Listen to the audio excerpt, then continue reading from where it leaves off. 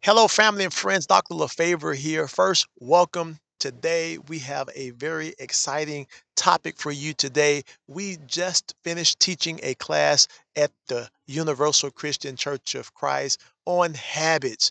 And habits are so important. And when we can learn to break habits that are not serving us well, we can reach our full potential in life. What are habits? Habits are things that we perform, behaviors that we perform sometime consciously, unconsciously, but things that we continue to do over and over again, even though it's not serving us well. I love what Aristotle said: the quality is not an act, it is a habit. Do you know habits are easy to form, but they're hard to break? And many times we live with habits so long that they become a part of us. It has been said that habits, they are routines that become ingrained. Can you imagine that we have behaviors and things that we do, sometimes things that we say, and it becomes ingrained? For example, think of the habit of arguing or criticism. Those two habits, they can really be detrimental to our lives, to our relationships.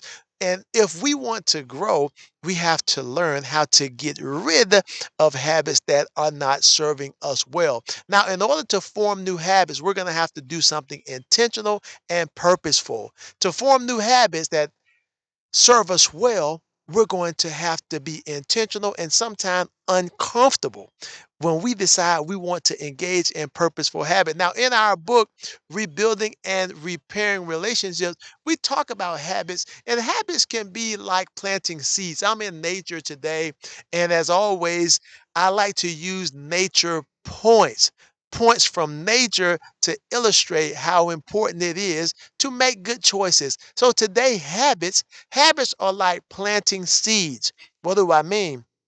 You plant the seed that you want in return. For example, if you want to develop good academic habits, you have to plant seeds of study. If you want to have good physical health, you have to plant seeds of exercise. If you want good relationships, you have to plant positive seeds of quality time, seeds of encouragement, but you have to be intentional. If you want good mental health, you have to plant the right seeds in our mind.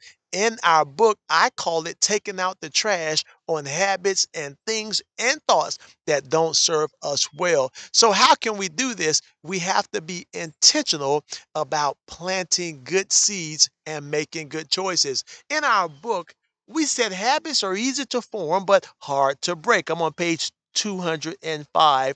Over 2,000 years ago, it was Aristotle. He understood that we are the sum of our habits that we develop. Do you know right now? We are the sum total of the habits that we have developed. Don't be discouraged because today you can start forming new habits that serve you well, but it's going to take work. And sometimes it's uncomfortable deciding to work out after many years of really just relaxing and really compromising our health.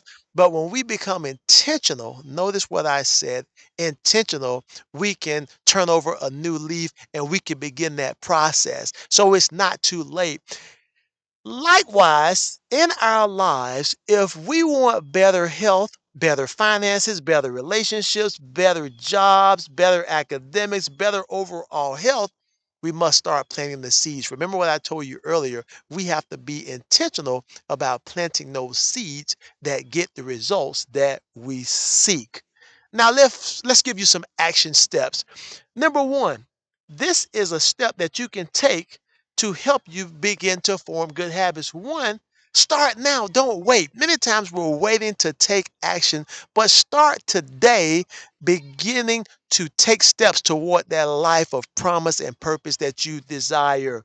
Number two, go against resistance and fight feelings. If you're going to be successful in life, you're going to have to work through feelings, sometimes negative feelings, sometimes resistance, but you can get there, but you have to continue to persevere. Let me give you one more. Wake up every morning with optimism, Have an attitude of gratitude. Wake up with a intervention that, look, this is a great day. I like to do a spiritual intervention. This is the day the Lord has made. I'm going to rejoice and be glad in it. Why? Because he gave me another day to get better and to be who he has created me to be. So let me encourage you today. Look, begin to develop new habits today. Young person, begin to take action steps. Don't wait. There's a bright future out there for you, but you have to be consistent. If you're getting a little older, look, it's not too late to reach your potential in life. You may say, but I made some bad choices. I've hung around wrong people, but guess what? You can choose some new friends that's going to encourage you. Encouragement is like taking a shower, something you have to do every day. You have to be intentional and you have to encourage yourself. And when you do that, you can have a life of purpose and a life of meaning. Well, remember, God loves you, and I do too. Until next time, thank you so much. God bless.